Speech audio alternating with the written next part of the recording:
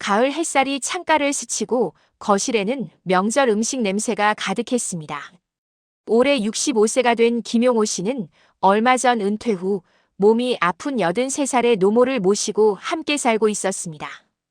그의 손에는 다 식어버린 커피잔이 들려 있었고 얼굴에는 피곤함이 묻어났습니다. 벌써 추석이 왔네요. 용호가 조심스레 말했습니다. 그러게, 너희가 바쁘겠구나. 어머니는 미소를 지었지만 눈빛은 허전했습니다. 식구들이 먹을 각종 정과 나물들은 아침부터 큰 며느리 혼자서 만들고 있었습니다. 벽시계가 오후 2시를 가리킬 때까지 집은 조용했습니다. 어머니는 가끔씩 현관문 쪽을 바라보았고 용호는 그런 어머니의 모습을 지켜보며 마음이 무거워졌습니다. 명절 음식은 이미 몇 시간 전에 준비가 끝났지만 정작 함께 나눌 가족들은 보이지 않았습니다. 마침내 둘째 용식과 막내딸 용미가 다 늦은 오후가 되어서야 얼굴을 비쳤습니다. 형수님, 오랜만이네요. 형님도 잘 지내셨어요? 용식이 인사를 건넸지만 눈길은 곧 어머니와 명절 음식으로 향했습니다. 그의 손에는 참치캔 선물 세트와 간단한 과일 한 봉지가 들려 있었습니다. 엄마, 그동안 잘 지냈어요? 아픈 데는 없고? 막내딸 용미의 말투는 밝았지만 어딘가 계산된 거리감이 느껴졌습니다. 그녀는 어머니께 간단한 인사만 건넨 후 곧바로 휴대폰을 확인하기 시작했습니다. 거실 분위기는 어색했습니다. 어머니는 두 자식이 온 것만으로도 기뻐하며 이런저런 안부를 물었지만 대답은 간소했습니다. 용식은 회사 일로 바쁘다며 자주 전화를 받으러 나갔고 용미는 애들 학교 숙제를 도와준다고 정신이 없어 보였습니다. 어머니, 요즘 어떠세요? 건강은 괜찮으시고? 둘째 아들 용식이 물었습니다. 그냥 그렇지 뭐. 이 형이 잘 돌봐주고 있어. 어머니는 용호를 바라보며 말했습니다. 장남 부부는 서로를 바라보며 묘한 긴장감을 느꼈습니다. 명절이지만 마음 한켠엔 이미 지쳐 있었습니다. 어머니의 병원비와 생활비 그리고 끊임없는 돌봄의 무게가 어깨를 짓누르고 있었습니다. 우리 언제까지 이렇게 살아야 하는 거야? 아내 미숙이 부엌에서 설거지를 하며 작은 목소리로 중얼거렸습니다. 용호는 잠시 말이 없었습니다. 이미 10년 동안 어머니 병원비와 생활비를 모두 감당해 왔기 때문입니다. 동생들은 가끔 얼굴을 비추고 명절 인사만 하고 갈 뿐 실질적인 도움은 전혀 없었습니다. 형, 우리 이제 가봐야겠어. 용식이 시계를 보며 말했습니다. 처가에도 들러야 하거든. 벌써? 조금 더 있다 가지 그래. 어머니가 아쉬워했지만 용식과 용미는 이미 일어나고 있었습니다. 엄마, 다음에 또 올게요. 용미가 서둘러 인사를 마쳤습니다. 동생들이 떠나고 나자 거실에는 다시 정적이 흘렀습니다. 어머니는 창밖을 바라보며 깊은 한숨을 내쉬었고 용호는 그런 어머니의 뒷모습을 바라보며 마음이 아팠습니다. 명절의 온기는 금세 식어버렸고 남은 것은 현실의 무거운 짐뿐이었습니다. 저녁이 되고 어머니는 안방으로 들어가 휴식을 취했습니다. 하루 종일 동생들을 기다리고 짧은 만남을 가진 후에 피로감은 그녀의 얼굴에 역력했습니다. 거실에는 장남 부부만 남았습니다. 미숙은 식탁을 치우며 무겁게 한숨을 내쉬었습니다. 명절 음식은 대부분 그대로 남았고 설거지할 그릇들만 쌓여 있었습니다. 용호는 소파에 앉아 통장을 들여다보고 있었습니다. 숫자들은 점점 줄어만 갔고 이번 달 어머니 병원비는 얼마가 나올지 감도 오지 않았습니다. 여보, 나 이제 더는 못하겠어. 미숙이 눈물을 글썽이며 말했습니다. 그녀의 목소리는 떨렸습니다. 지난 10년간 쌓인 피로와 스트레스가 한순간에 터져 나오는 것 같았습니다. 친구들은 여행도 다니고 골프도 즐기는데 자신은 시어머니 병원 스케줄에 맞춰 하루하루를 보내고 있었습니다. 당신 맘, 나도 잘 알아. 나도 힘들어. 용호는 무겁게 한숨을 내쉬었습니다. 통장 잔고는 이미 바닥을 보이고 있었습니다. 어머니의 초기 치매 증상으로 병원비는 계속 늘어났고 약값까지 더해지면서 가게는 점점 더 어려워졌습니다. 자신들의 노후 준비는 이미 포기한 지 오래였습니다. 우리 애들한테는 뭐라고 말해야 해? 이대로라면 우리 큰아들 결혼 내년에 못 시키게 생겼어. 미숙이 고개를 떨구며 말했습니다. 용호는 아무 말도 할 수 없었습니다. 큰아들은 내년에 결혼 예정이고 작은 딸은 아직 취준생이었습니다. 아이들 앞에서는 괜찮은 척했지만 실상은 매달 적자를 면하기 어려운 상황이었습니다. 내일 내가 동생들한테 말해볼게. 같이 부담하자고. 드디어 용호는 결심했습니다. 그동안 혼자 감당해왔던 이유는 장남이라는 책임감 때문이었습니다. 하지만 이제 한계에 다다랐습니다. 동생들에게도 부모를 돌볼 의무가 똑같이 있다고 생각했습니다. 다음 날 동생들에게 전화를 건 용호는 담담히 말했습니다. 이번 달 어머니 병원비. 우리만 부담하기엔 부담이 너무 커. 너희가 조금씩이라도 도와주면 안 될까? 전화기 너머로 잠시 침묵이 흘렀습니다. 용호는 심장이 빨리 뛰는 것을 느꼈습니다. 지금까지 이런 부탁을 해본 적이 없었기 때문입니다. 형, 우리도 힘들어. 큰딸 유학비랑 집 대출 이자까지 나도 이렇게 힘든데 어떻게 도와줘?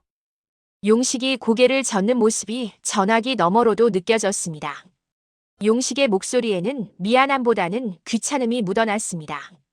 자신도 직장인으로서 나름의 경제적 부담을 안고 있다는 시기였습니다.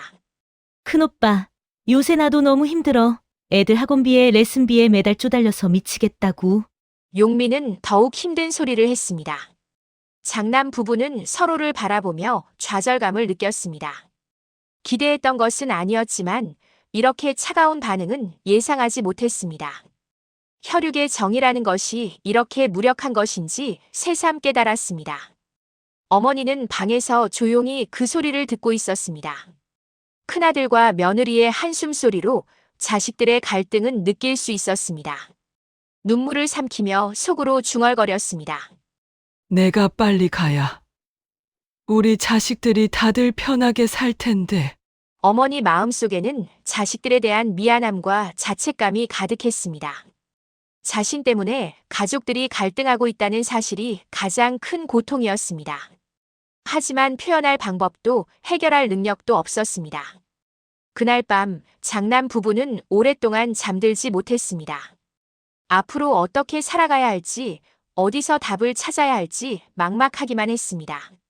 며칠이 지난 후 용호는 다시 한번 동생들을 집으로 불렀습니다. 어제 다녀온 어머니의 병원비가 평소보다 훨씬 많은 금액이었습니다. 치매 진행으로 인한 추가 검사비와 새로운 약값이 포함되어 있었습니다. 동생들이 모인 자리에서 용호와 미숙은 마지막 희망을 걸고 말을 꺼냈습니다. 그동안 참아왔던 감정들이 한계점에 달해 있었습니다. 어제 나온 병원비가 이번 달 생활비의 절반이 훨씬 넘어. 용호가 병원비 고지서를 테이블 위에 올려놓으며 말했습니다. 용식과 용민은 고지서를 힐끗 보았지만 별다른 반응을 보이지 않았습니다. 마치 자신들과는 상관없는 일인 양 무표정했습니다. 우리 큰애 결혼 준비도 해야 하는데 이러면 정말 어떻게 해야 할지 모르겠어요. 미숙이 목소리를 떨며 말했습니다. 그동안 쌓인 스트레스와 절망감이 한순간에 터져 나왔습니다. 미숙의 얼굴은 창백했고 손은 미세하게 떨렸습니다. 왜 우리만 희생해야 하냐고요? 서방님하고 아가씨는 어머니 자식이 아니에요? 미숙의 목소리는 떨렸고 눈에는 눈물이 맺혔습니다. 그녀의 말에는 10년간 혼자 감당해온 모든 고통이 담겨 있었습니다. 친구들이 해외여행을 가고 벚꽃놀이를 갈 때 자신은 병원 복도에서 기다리고 있어야 했습니다. 남편과 둘만의 시간도 없었고 자식들에게 해주고 싶은 것들도 포기해야 했습니다. 어머니를 돌보는 건 당연히 장남 몫이지. 뭘 그런 걸 가지고. 용식이 불편한 표정으로 말했습니다. 그의 말에는 전통적인 가족 관념을 방패막이로 내세우려는 의도가 엿보였습니다. 하지만 그 이면에는 자신의 책임을 회피하려는 마음이 숨어 있었습니다. 그렇게 말씀하시면 안 되죠. 명절 때만 얼굴 비추시면 되는 거예요? 미숙이 더욱 격앙된 목소리로 반박했습니다. 거실의 공기는 순식간에 얼어붙었습니다. 그동안 누구도 입 밖으로 내지 못했던 본심이 드러나는 순간이었습니다. 언니, 우리도 우리 살기 바빠. 용미는 단호하게 말했습니다. 그녀의 말투에는 어떤 죄책감도 찾아볼 수 없었습니다. 오히려 이런 요구를 하는 미숙이 이상하다는 듯한 표정이었습니다. 그럼 어머니가 돌아가시면 시골 땅은 어떻게 할 건데? 용호가 처음으로 직설적으로 물었습니다. 이 질문에 용식과 용미는 잠깐 당황했습니다. 지금까지 생각해보지 않았던 것은 아니었지만 이렇게 직접적으로 거론되니 답하기 어려웠습니다. 그건 그때 가서 얘기하자. 용식이 말끝을 흐렸습니다. 우리도 당연히 몫이 있을 거 아니야? 용미가 조심스럽게 말했습니다. 미숙은 허탈한 웃음을 터뜨렸습니다. 돌봄의 책임은 거부하면서도 상속의 권리는 주장하겠다는 뜻이었습니다. 정말 뻔뻔하네요. 병원비는 안 내고 재산은 나눠 갖겠다. 미숙의 목소리는 분노로 떨렸습니다. 거실은 긴 침묵에 휩싸였습니다. 장남 부부는 마음속 깊이 상처를 안고 있었고 형제들은 책임을 회피하며 눈길을 피했습니다. 가족이라는 이름 아래 숨겨져 있던 이기심과 냉정함이 적나라하게 드러난 순간이었습니다. 어머니는 안방에서 이 모든 소리를 들었습니다. 치매가 있어도 자식들의 싸우는 소리는 선명하게 들렸습니다. 조용히 눈을 감고 자식들의 갈등을 애써 외면했습니다. 하지만 가슴 깊은 곳에서는 자신 때문에 가족이 해체되고 있다는 죄책감이 밀려왔습니다. 내가 없으면 내 새끼들이 다시 화목할 수 있을 텐데. 어머니는 속으로 중얼거렸습니다. 거실에는 무겁고 어색한 침묵만이 흘렀습니다. 용식과 용미는 먼저 일어났습니다. 작별 인사도 없이 조용히 현관문을 나서는 그들의 뒷모습을 바라보며 용호는 더 이상 기대하지 않기로 마음먹었습니다. 미숙은 소파에 앉아 눈물을 닦고 있었습니다. 오늘 터뜨린 감정들이 후회되는 것은 아니었지만 동시에 앞으로 어떻게 살아가야 할지 막막했습니다. 여보, 우리 이제 정말 어떻게... 미숙이 한숨을 쉬며 말했습니다. 여보, 너무 미안해. 떨리는 목소리로 용호가 대답했습니다. 마음 한구석에는 여전히 분노와 원망이 자리 잡고 있었습니다. 밤이 더욱 깊어가고 용호는 어머니 방 문 앞에 섰습니다. 안에서는 작은 신음소리가 들렸습니다. 어머니가 잠을 이루지 못하고 있다는 것을 알 수 있었습니다. 문을 조용히 열고 들어가니 어머니는 침대에 누워 창밖을 바라보고 계셨습니다. 달빛이 그녀의 주름진 얼굴을 비추고 있었고 뺨에는 눈물 자국이 선명했습니다. 어머니, 못 볼 꼴 보여드려서 정말 죄송해요. 용호가 조심스럽게 말을 건넸습니다. 어머니는 천천히 고개를 돌렸습니다. 아니다. 다 내 탓이야. 어머니의 목소리는 쉰 듯했습니다. 그런 말씀 마세요. 어머니, 잘못이 아니에요. 내가 오래 살아서 너희들을 힘들게 하는구나. 미안하다. 어머니가 고개를 숙였습니다. 용호는 어머니 옆에 앉았습니다. 어린 시절 아버지가 돌아가신 후 홀로 3남매를 키워주신 어머니의 거칠어진 손을 바라보았습니다. 그 손에는 평생의 고생이 배어 있었습니다. 제가 다 해결할게요. 걱정 마세요. 용호가 어머니의 손을 잡으며 말했습니다. 어머니는 아들의 손을 꼭 잡고 눈물을 흘렸습니다. 고맙고 또 미안하다. 네 마음 잘 안다. 그 순간 용호의 마음속에서는 복잡한 감정들이 교차했습니다. 동생들에 대한 원망, 경제적 부담에 대한 두려움, 그리고 어머니에 대한 깊은 사랑이 한꺼번에 밀려왔습니다. 어머니가 저를 키워주셨으니까 이제 제가 어머니를 돌봐드리는 게 당연한 거예요. 용호가 말했지만 목소리는 떨렸습니다. 너도 힘들 텐데 미숙이도 고생이 많구나. 괜찮아요. 어머니와 오랫동안 대화를 나눈 후 용호는 거실로 돌아왔습니다. 미숙은 여전히 소파에 앉아 있었습니다. 어머니는 어때요? 미숙이 물었습니다. 많이 미안해 하시지. 우리 때문에. 용호가 대답했습니다. 정말 속상해요. 왜 우리만 이런 짐을 져야 하는지. 미숙이 다시 눈물을 흘렸습니다. 내가 당신한테 할 말이 없다. 두 사람은 서로를 바라보았습니다. 앞으로의 길이 얼마나 험난할지 알고 있었지만 다른 선택지는 없었습니다. 서로에게 기대어 이 어려운 시간을 견뎌나가야 한다는 것을 이제는 정말로 둘뿐이라는 것을 알았습니다. 그날 밤 용호는 오랜만에 깊이 잠들었습니다. 결심을 내린 후에 평온함이었는지도 몰랐습니다. 한 달이 흘렀습니다.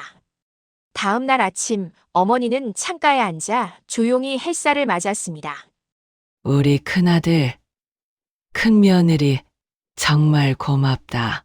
어머니는 눈을 감고 중얼거렸습니다. 치매 증상은 조금씩 진행되고 있었지만 가끔씩 이렇게 선명한 순간들이 찾아왔습니다. 그럴 때마다 어머니는 자식들에 대한 감사와 미안함을 되뇌었습니다.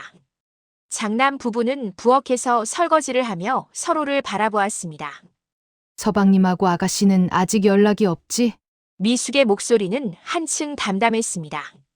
한 달 전과 같은 질문이었지만 이제는 절망보다는 담담한 받아들임이 느껴졌습니다. 다들 힘들다니 어쩔 수 없잖아. 용호가 대답했습니다. 가끔은 동생들이 원망스럽고 자신들의 희생이 억울하기도 했습니다. 하지만 그런 감정들과 함께 살아가는 법을 조금씩 배워가고 있었습니다. 오후가 되자 용호는 어머니와 함께 거실에 앉아 있었습니다. 어머니는 가끔 용호를 바라보며 미소를 지었습니다. 큰아들아, 고맙다. 어머니가 작은 목소리로 말했습니다. 별 말씀을요. 용호가 어머니의 손을 잡았습니다. 저녁이 되고 장남 부부는 설거지를 하며 하루를 정리했습니다. 힘들지만 어쩌겠어. 미숙이 말했습니다. 그래. 언젠가는 우리도 늙을 테니까. 용호가 대답했습니다. 밤이 깊어갈 무렵 용호는 어머니 방을 들여다보았습니다. 어머니는 평온하게 잠들어 계셨습니다. 내일은 또 어떤 하루가 될까? 용호는 거실로 돌아와 창밖을 바라보았습니다. 동네는 조용했고 가로등 불빛이 고요한 밤을 비춰주고 있었습니다. 형제들 사이의 갈등은 완전히 해결되지 않았습니다. 동생들은 여전히 명절에만 얼굴을 비출 것이고 경제적 부담도 계속될 것이었습니다. 그리고 용호 씨의 마음속에는 어머니에 대한 깊은 애정이 남아있어 두 마음이 자주 충돌을 했습니다. 미숙이 거실로 나와 남편 옆에 앉았습니다. 두 사람은 서로를 바라보며 미소를 지었습니다. 완전한 해결책은 없었지만 함께 버텨나갈 수 있다는 확신은 있었습니다. 창밖으로 새벽이 다가오고 있었습니다.